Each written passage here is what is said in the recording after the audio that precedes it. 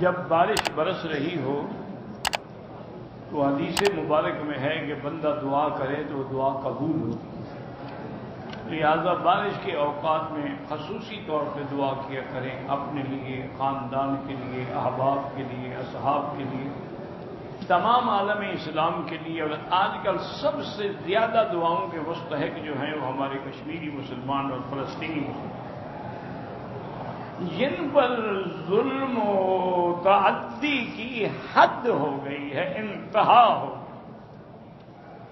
آج یعنی تقریباً 70 دن گزر گئے ہیں کرفیو کو کہ تمام دنیا سے ان کا رابطہ منقطع ہو گیا ہے، کسی کو ٹیلی فون نہیں کر سکتے، نہ ٹیلی فون سن سکتے،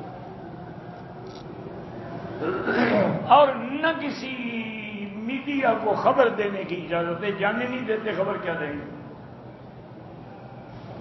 یہ تو الگ بات ہے کہ سیٹلائٹ کے ذریعے بعض لوگ ان کے حالت عذاب کی خبریں دے رہے ہیں، لیکن بہرحال اس قسم کے ظلم جو ہم پڑھتے ہیں نا کہ ہلاکوں نے یہ کیا اور چنگیز خان نے یہ کیا، یہ تو ان سے بھی بڑے ہیں، ہلاکو اور چنگیز سے بھی بڑے ظالم۔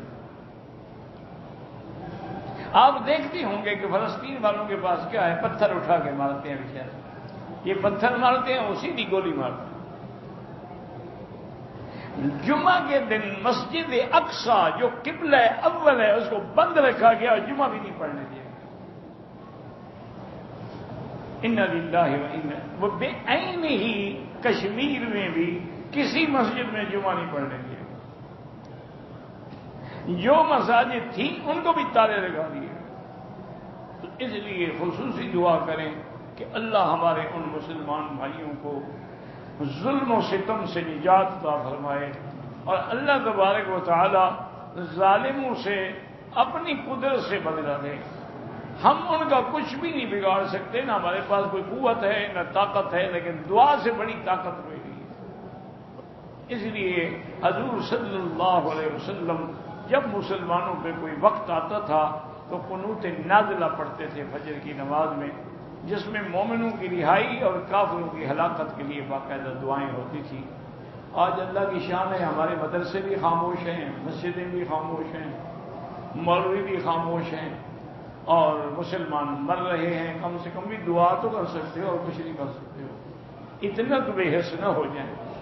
اس لیے ہمیشہ دعا کیا کریں، اور یہ بھی دعا کیا کریں کہ سقیا رحمت لا سقیا عذاب، کہ یا اللہ تیری بارش رحمت کی ہو، عذاب کی ہو۔ چونکہ بارشوں کے ذریعے عذاب بھی تو آئے ہیں، اب دیکھا نہیں کتنے طوفان آ رہے ہیں، تو کہیں وہی عذاب بن جاتا ہے۔ اس لیے اللہ پاک رحمتوں کے فیصلے فرمائیں اور عالم اسلام کی عزت اور رفعت کا فیصلہ فرمائیں، اور اللہ تبارک و تعالی یہود اور ہنود کے فتنوں سے عالم اسلام کو محفوظ رکھیں۔ واللہ اعلم۔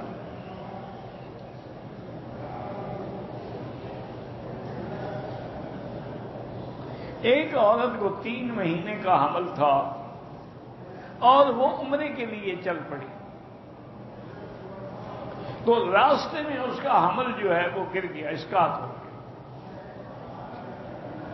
تو اب وہ کتنے دنوں کے بعد عمرہ کرے گی؟ میری بیٹی اسقاط ہو یا ویسے صحیح بچہ اپنے وقت پہ پیدا ہو، جب خون بند ہو جائے تم پاک، چاہے وہ 1 دن کے بعد بند ہو، 2 دن کے بعد بند ہو، 3 دن کے بعد بند ہو، جب بند ہو جائے تسلی کر لیں، اس کے بعد غسل کریں، نماز پڑھیں، عمرہ کریں، سب کچھ کر سکتے ہیں۔ یہ جو ہمارے ملکوں میں ایک بات مشہور ہے جی کہ 40 دن تک انتظار کرے پھر چلہ نہائے گی، یہ جاہلوں والی بات۔ وہ تو حکم یہ ہے فقہا کا کہ اگر خون بند نہیں ہو رہا تو اس کی حد ہے کہ ہم 40 دن تک انتظار کریں گے۔ 40 دن کے بعد بھی بند نہ ہو تو اب استحاضہ ہے، وہ چاہے خون آتا رہے، وہ نماز بھی پڑھ سکتی ہے، روزہ رکھ سکتی ہے، ورنہ اس کے باقی کے لیے کوئی شرط نہیں کہ 40 دن 2 دن کے بعد۔ آج کل جیسے ہسپتالوں میں ڈاکٹر وغیرہ جو ہے، میڈیکل کیونکہ بڑا ایڈوانس ہے، وہ فوراً ولادت کے بعد انجیکشن دے دیتے ہیں، اس کا نتیجہ یہ ہوتا ہے کہ 24 گھنٹے میں خون بند ہو جاتا ہے۔ تو اگر خون بند ہو جائے تو عورت پاک ہے، لیکن تسلی کیا کرے۔ دیکھیں نا، ہمارا دین اتنا کامل دین ہے دین اسلام جو ہے وہ اتنا کامل دین ہے اور میرے مدنی اتنے سراپا رحمت ہیں کہ انہوں نے امت کو ہر مسئلہ سمجھایا ہے کہ عورت کو بھی چاہیے کہ اپنے بدن کے اندر کپاس رکھے اور پھر تسلی کرے کہ کپاس پہ کوئی دھبا داغ لگتا ہے کہ نہیں لگتا، نہیں لگتا تو اب پاک ہو۔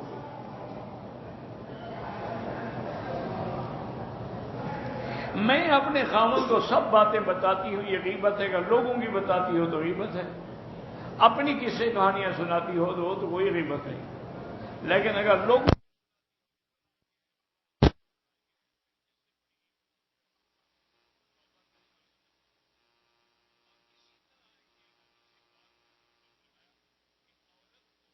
اپنے خاوند کے سامنے کسی دوسرے مرد کی تعریف نہیں کرنی چاہیے، اور مرد کو بھی اپنے بیوی کے سامنے کسی اور عورت کی تعریف نہیں کرنی چاہیے، ورنہ نتیجہ یہ ہوگا کہ وہ دونوں اسی کی محبت میں گرفتار ہو جائیں۔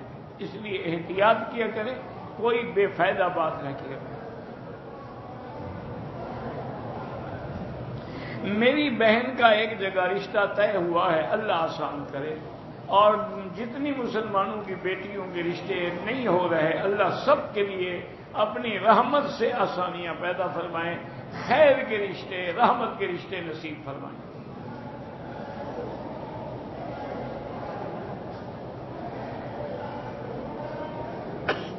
کہتے جی کسی ایسی حدیث میں ہے کہ حضرت ابو ذر رضی اللہ تعالی عنہ فرماتے ہیں کہ میں الٹا لیٹا ہوا تھا تو حضور نے مجھے پاؤں سے ہلا کے فرمایا کہ یہ اس طرح لیٹنا جو ہے یہ جہنمیوں کا انداز ہے۔ میں نے تو ایسی کوئی حدیث نہیں پڑھی، اللہ عالم، تم نے کہیں پڑھی ہے تو کم سے کم وہ حدیث تو لکھو نا کس کتاب میں ہے، ایسے تو نہیں بس کہہ دیا کہ ہاں جی کوئی ایسی حدیث کا کیا مطلب۔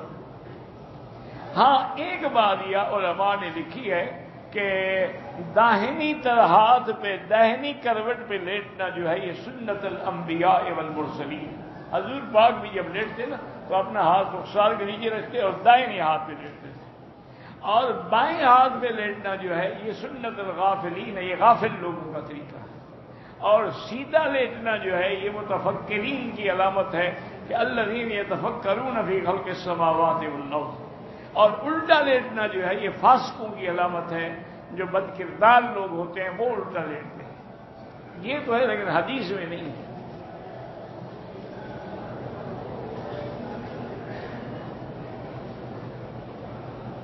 کہتے ہیں کہ بسم اللہ ربی اللہ حسبی اللہ توکلت علی اللہ واعتصم باللہ اعتصمت باللہ وفوض امری الی اللہ ما شاء اللہ لا قوت الا باللہ، کہ علامہ سیوطی نے یہ خواب دیکھا تھا کہ وہ بیمار ہیں اور آخری وقت میں ہیں، حضور اور صحابہ شہداء پرندوں کی شکل میں آئے اور یہ دعا پڑھنے کے لیے کہا۔ یہ تو خیر قصہ ہے کہ پرندوں کی شکل میں آئے، پرندوں کی شکل میں آنے کی کیا ضرورت ہے، اگر آنا ہی تھا تو پھر اپنی شکل میں بھی آ سکتے تھے۔ یہ اگلی بات تو غلط ہے، دعا ٹھیک ہے۔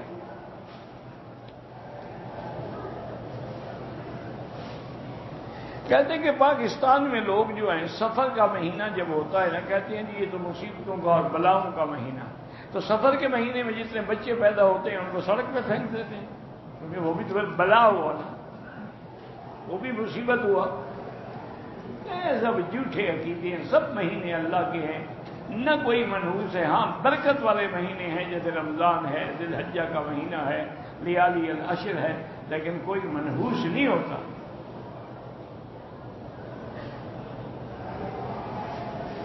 آخر فرض 4 رکعات میں آخری 2 رکعتوں میں فاتحہ کی علاوہ سورت پڑھتی ہوں، پھر سجدہ صاحب ہوگا، نماز خراب کر رہی ہیں آپ، صرف فاتحہ پڑھنی ہے۔ مجھے نماز میں وسوسے آتے ہیں، رکعت بھی تو کوئی نہیں، وسوسے اللہ نے معاف کیے، اور وسوسے آتے ہیں تو یہ علامت ہے ایمان کی۔ اگر آپ کے اندر ایمان نہ ہو تو شیطان کیوں گڑبڑ کرے؟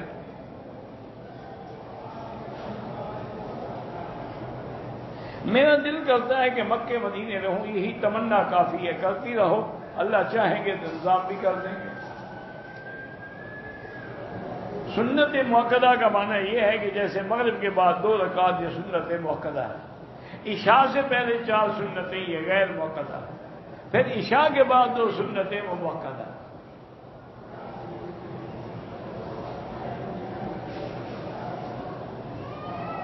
کوئی ایسی حدیث ہے کہ 3 حج کیے ہوں تو جہنم کی آگ میں نہیں ڈالا جائے گا؟ حالانکہ اس کا لوگوں نے یہ بالکل کوئی حدیث نہیں. ابو جہل نے تو پتہ نہیں کتنے حج کیے تھے، وہ تو جہنم میں جل رہا ہے. تو حج سے بچ گیا. جب تک عقیدہ ٹھیک نہیں ہوگا حج کیا کرے گا؟ تم لاکھ حج کرتے رہو اور جا کے قبروں پہ سجدے کرتے رہو، کرنے کی ضرورت ہی نہیں ہے. حج بلا وجہ خرچ کرتے ہو.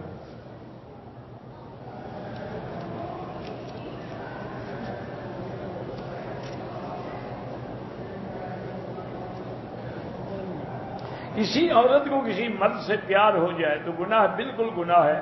شادی کہاں؟ شادی کر سکتی ہے، نکاح کر لو پھر پیار کرتی رہو. نکاح سے پہلے جو پیار ہوتے ہیں نا وہ طوائفیں کرتی ہیں، شریف عورتیں نہیں کرتی.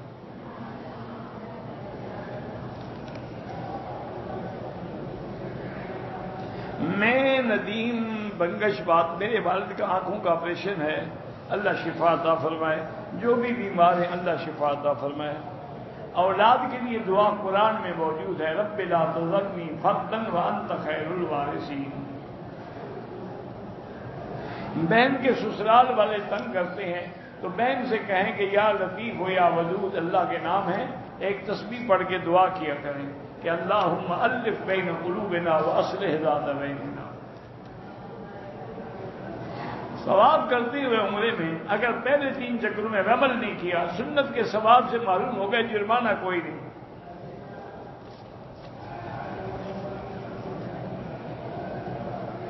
میت کو ثواب پہنچانے کے لیے قرآن کی تلاوت کر کے پہنچایا بالکل پہنچایا جا سکتا ہے. جب دعائے جنازہ سے اس کو فائدہ ہوتا ہے تو قرآن پڑھنے سے فائدہ کیوں نہیں ہوتا؟ ورنہ تو پھر جنازے پڑھنے کی بھی کوئی ضرورت نہیں. وہ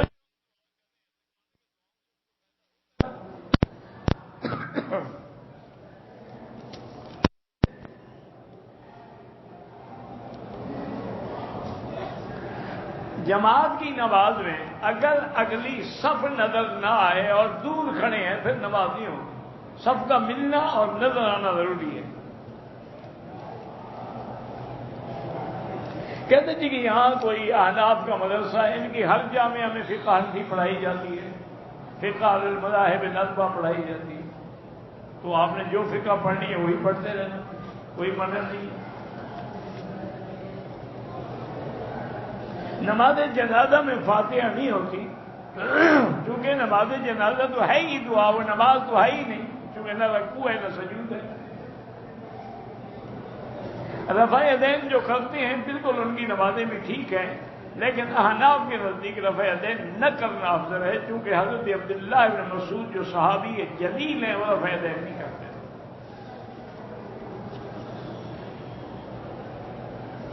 بہرحال آپ کی جو بھی مشکل ہے نا اللہ سے خود دعا کرو، مولوی پیروں کو نہ کہو. اللہ نے تمہیں حکم دیا ہے کہ مجھ سے مانگو. امریکہ کے ویزے کے لیے دعا کریں، میں کیوں دعا کروں کہ کافر ملک میں جاؤ؟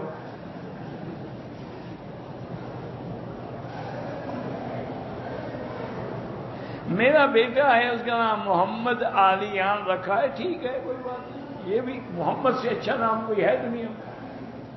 صرف محمد رکھ لو.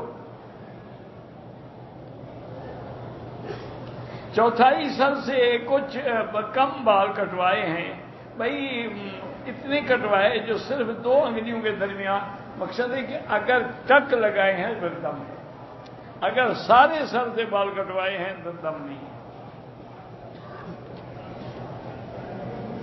اگر ہم اپنے کمرے سے احرام باندھ کے مسجد عائشہ میں جا کے، نہیں اپنے کمرے سے باندھو، مسجد عائشہ جا کے 2 رکعت پڑھ کے نیت کرنا ضروری ہے لبیک بعمرۃ.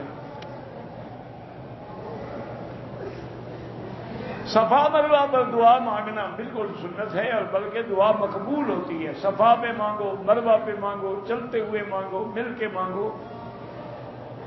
اگر عمرے کرنے والا عمرہ کرنے کے بعد اپنے سر پہ خود حلق کر لیں وہ بھی جائز ہے. میرا جو افسر ہے، باس ہے، وہ عیسائی ہے، اس کو زمزم دے سکتے ہیں، دے سکتے ہیں. عیسائی تو اہل کتاب ہوتے ہیں.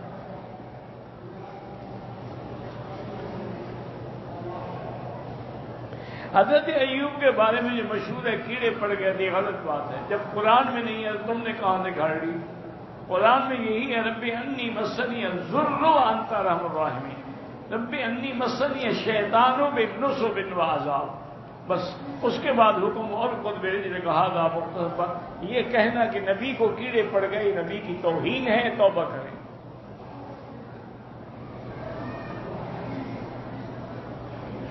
اگر عمرے کے طواف شروع کرنے سے پہلے استلام کرتے ہیں، ضروری نہیں کہ ہاتھ کان تک اٹھائیں، جہاں تک اٹھائے ہیں استلام کریں اور چل پڑیں. عمرہ کرتے ہوئے میں نے داڑھی پہ ہاتھ پھیرا تو کچھ بال گر گئے، کچھ نہیں ہوتا.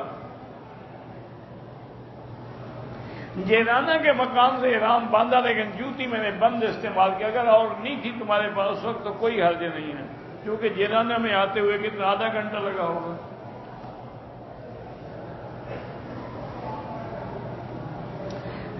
عمرے کے طواف میں جو کندھا نکالا جاتا ہے مجھے کچھ دیر کے بعد یاد آیا، پھر میں نے نکالا، کوئی حرج نہیں.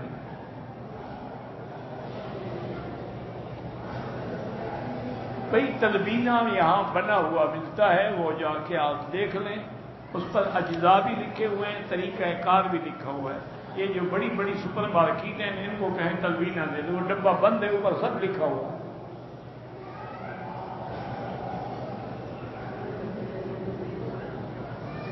رمضان کے دنوں میں روزے رکھنا ہے، بیماری کی وجہ سے نہیں رکھ سکا تو بعد میں قضا کریں.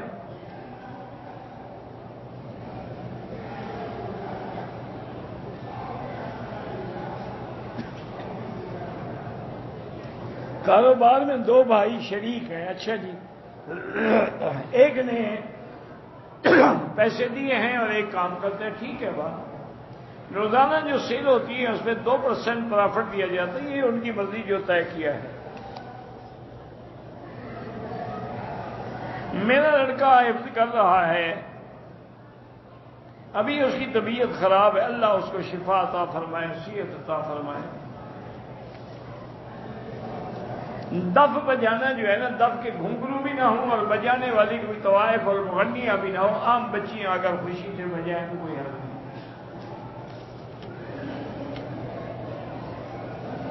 اللہ ہر جگہ ہمارے ساتھ ہے. کو تو قرآن ہے ہوا معکم اینما کنتم، تم جہاں بھی ہو تمہارے ساتھ ہے.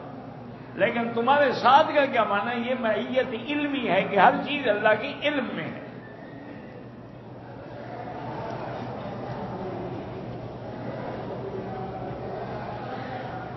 میں روزانہ سورۃ الرحمن 11 مرتبہ پڑھتا ہوں.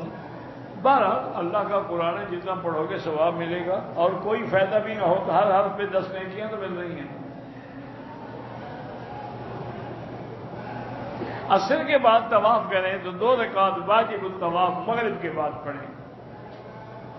اللہ کے نبی کا بھی سایہ تھا. اللہ کے نبی انسان ہیں، وہ اولد آدم ہیں، عبداللہ کے بیٹے ہیں، آمنہ کے لال ہیں. وہ نور جن سے نور سے تو نہیں کہ تو بشر ہیں. قل انما انا بشر.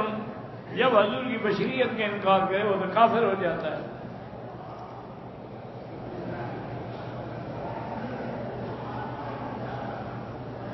بہرحال والدہ بیمار ہیں، 80 سال کی عمر ہے.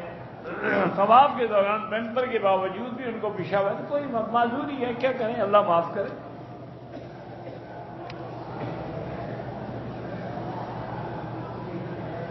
میرا کزن جب فوت ہوا تو مجھے خواب میں پہلے نظر آ گیا تھا. ٹھیک ہے، اللہ کی مرضی، اللہ چاہے دکھا دیں. ہر طواف کے بعد 2 رکعت پڑھیں، لیکن اگر 2-3 طواف اکٹھے کر لیں بعد میں 2 رکعت پڑھیں وہ بھی جائز ہے.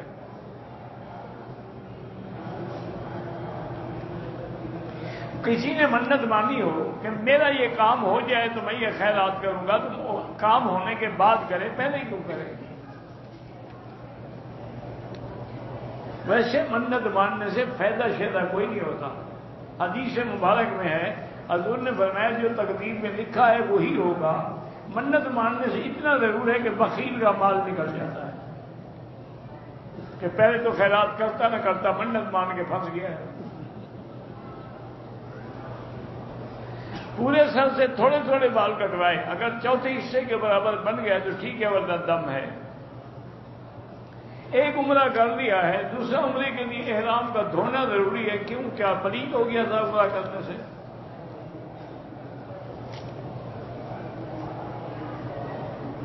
بہرحال مرحوم کی طرف سے عمرہ کر سکتے ہیں، یا اللہ اس کا ثواب فلاں کو دے، بس. اور نیت کیا ہوتی ہے؟ طبلہ بجانا جائز ہے؟ بالکل حرام ہے.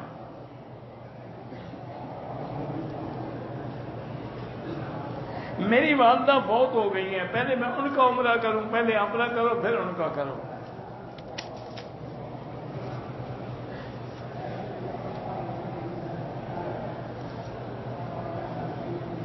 میں اچھا خاصا کاروبار کرتا ہوں، کمائی بھی ہے، لیکن قرضہ رہتا ہے، استغفار زیادہ پڑھا کرو. قاری اسلم صاحب کی والدہ بھی اللہ شفا عطا فرمائے، کہتے کہ آج کل مسلمانوں پہ بہت ظلم ہو رہا ہے، اور کچھ نہیں کر سکتے، اللہ سے دعائیں مانگو.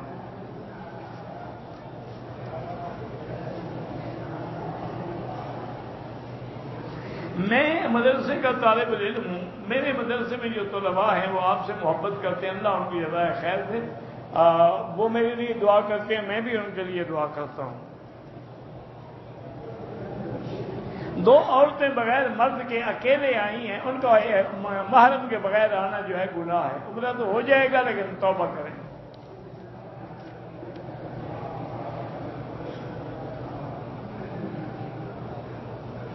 ہم نے بزرگ کی طبیعت صفا مروا کے بعد خراب ہو گئی تو ہم نے تھوڑے بال کاٹ دیے، بعد میں پورے کرنے. ٹھیک ہے، کوئی بہت بیمار ہو گیا، مجبوری تھی. میرے بیٹے کی اولاد نہیں ہے تو وہی دعا قرآن والی رب لا تذرنی فردا وانت خیر الوارثین پڑھا کریں، اور اللہ جتنے لوگوں کی اولاد ہیں سب کو صاحب اولاد بنا. جو پچھلی نمازیں قضا ہوئی ہیں توبہ بھی کریں اور قضا بھی پڑھتے رہیں. اگر عمرے کرنے کے لیے آ رہے تھے، راستے میں زخم ہو گیا، چوٹ لگی، کوئی بات نہیں، دوبارہ احرام باندھنے کا، اس زخم سے پانی کا، اس میں کوئی حرج نہیں بھائی. نمازی کے آگے نہ گزرا کریں، مجبور ہوں تو سجدے کی جگہ سے دور ہو کے گزریں. میرے والد دمے کے مریض ہیں، ان کی وجہ سے آپ عمرہ کر سکتے ہیں. کعبے کے پندالے کے نیچے نہانے کی کوئی فضیلت نہیں ہے، وہی آسمان کا پانی ہر جگہ ہے.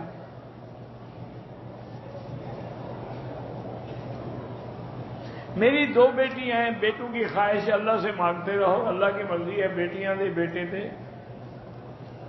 عصر کے بعد نفل نہ پڑھیں، مغرب کے بعد پڑھیں. دنیا میں پہلا قتل جو ہے بہرحال عورت کی وجہ سے ہی ہوا تھا. قابیل نے اپنے بھائی حابیل کو قتل کیا تھا.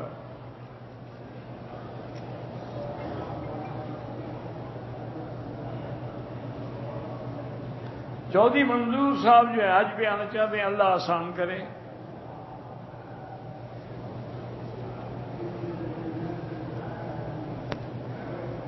بہرحال نور الدین زنگی کے بارے میں آتا ہے کہ جب وہ سرنگ کھودنے والوں کو پکڑا، اندر گیا تو حضور پاک کے پاؤں اس کو نظر آئے تھے.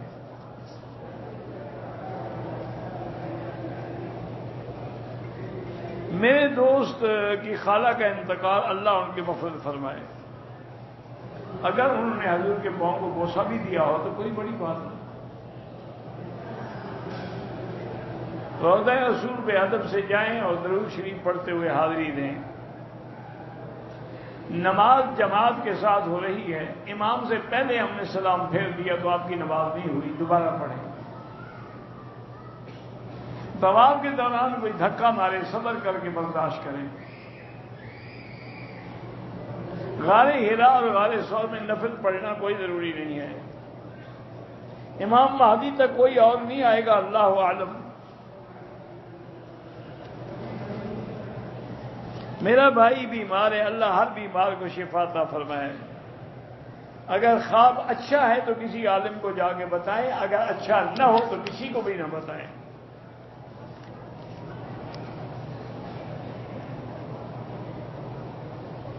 ہمارے ایک ساتھی نے عمرہ کرنے سے پہلے احرام کھول دیا، دم پڑ گئی، لیکن عمرہ بھی کریں.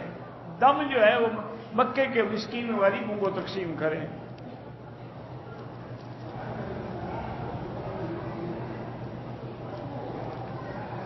بہرحال جو بھی کام کرتے ہیں وہ خیانت نہ کریں، غش نہ کریں۔ عمرہ سب کے لیے آپ کر سکتے ہیں۔ جب بارش آتی تھی تو حضور پاک اللہ سے دعائیں کرتے تھے اور خوش ہوتے تھے کہ اللہ کی رحمت برس رہی ہے۔ اللہم اجعلھا سقیا رحمت لا سقیا عذاب۔ یہودی لڑکی سے اور عیسائی لڑکی سے شادی بالکل جائز ہے، لیکن مسلمان لڑکیاں نہ ہوں تو۔ مسلمان گھر میں بیٹھی رہیں اور تم یہودیوں کی لڑکیوں سے شادی کرتے ہو، وہ تمہیں یہودی نہ بنا سکیں، تمہاری آنے والی نسل کو ضرور بنائیں گے۔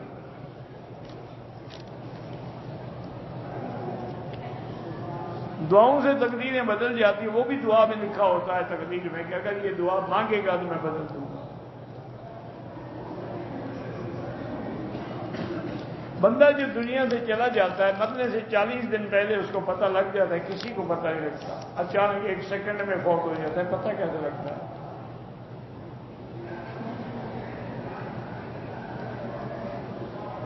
بہرحال میرے میاں دنیا سے چلے گئے، میں معافی نہیں مانگ سکا۔ اب ان کے لیے آپ نیک عمل کرتی رہیں، خیرات کریں، صدقہ کریں، طواف کریں، عمرہ کریں۔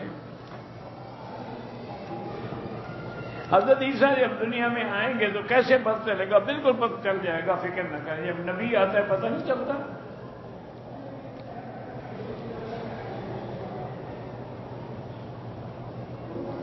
قبر میں عذاب ملے گا، کافروں کو ملے گا انشاءاللہ، مومنوں کو اللہ عذاب سے بچائیں گے۔ عذاب قبر نہ ہو تو حضور نے پناہ کیوں مانگی؟ انی اعوذ بک من عذاب القبر و فتنۃ القبر۔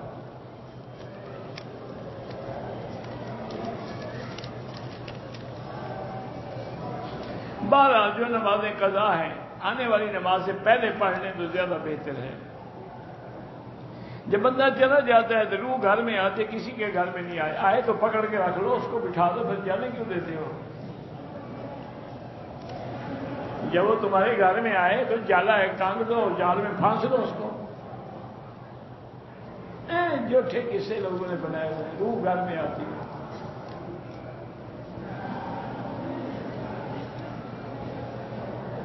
عمرہ کرنے والا ایجنٹ جو ہے وہ مجھے 3000 دیتا ہے ایک پاسپورٹ پر، کیونکہ میں لوگوں کو پکڑ پکڑ کے اس کے پاس بھیجتا ہوں، بالکل حرام۔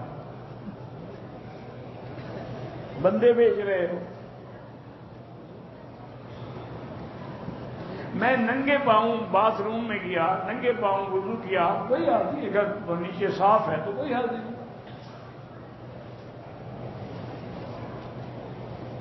خالہ کو خواب میں دیکھا ہے، تم جانو خالہ جانے، خواب کا مجھے نہیں پتا۔ پیر عزیز الرحمان ہزاروی، ہاں ان کی والدہ فوت ہو گئی، اللہ مغفرت فرمائے، ان کے درجات بلند فرمائے۔ ہمارے گھر میں پریشانیاں ہیں تو پریشانیوں سے بچنے کے لیے استغفار کیا کریں اور اللہ سے دعا کیا کریں، رب انی مسنی الضر وانت ارحم الراحمین۔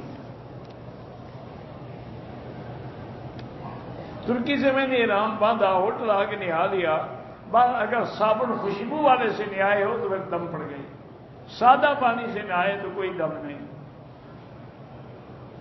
اگر دوران نماز امام کی آواز بند ہو جائے تو پیچھے والا آ کے امام بن سکتا؟ ہاں بن سکتا۔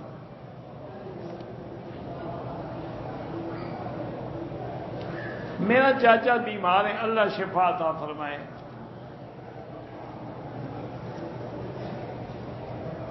بہرحال آپ نے خواب دیکھا کہ مدینہ دیکھا ہے تو آ گئے الحمدللہ، بس عصر کے بعد نفل نہ پڑھیں۔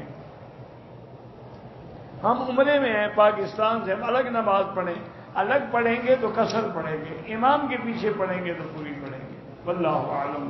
ربنا تقبل منا انك انت السميع العليم وتب علينا انك انت التواب الرحيم۔ بسم الله ما شاء الله لا قوة الا بالله، ما شاء الله لا يصرف السوء الا الله، ما شاء الله لا يسوق الخير الا الله، ما شاء الله ما كان من نعمة فمن الله، ما شاء الله لا حول ولا قوة الا بالله، لا حول ولا قوة الا بالله العلي العظيم، لا ملجأ ولا منجا منك الا اليك۔ اللهم يسر امورنا فرج همومنا اقض عنا ديوننا، اللهم يسر امورنا وامور اولادنا واخواننا وامور من اوصانا واستوصانا وامور المسلمين برحمتك يا ارحم الراحمين۔ اللهم انصر الإسلام والمسلمين اللهم احفظ سائر بلاد المسلمين هذا البلد الأمين واجعل آمنا مطمئنا سخاء رخاء إلى يوم الدين. یا اللہ بیماروں کو شفا عطا فرما، یا اللہ بے حیاؤں کو حیا عطا فرما، بے اولادوں کو اولاد صالح عطا فرما. یا اللہ جن کے گھروں میں بچیاں ہیں ان کے رشتے آسان فرما. یا الہ العالمین میں مانگنا بھی نہیں آتا بغیر مانگے عطا فرما. یا پورے عالم میں جتنے دین کے ادارے ہیں، مساجد ہیں، مدارس ہیں، حفاظت فرما. دین کے کام کرنے والوں کی حفاظت فرما، علماء کی حفاظت فرما. یا اللہ پاکستان کو یہود و حنود کے فتنے سے محفوظ فرما.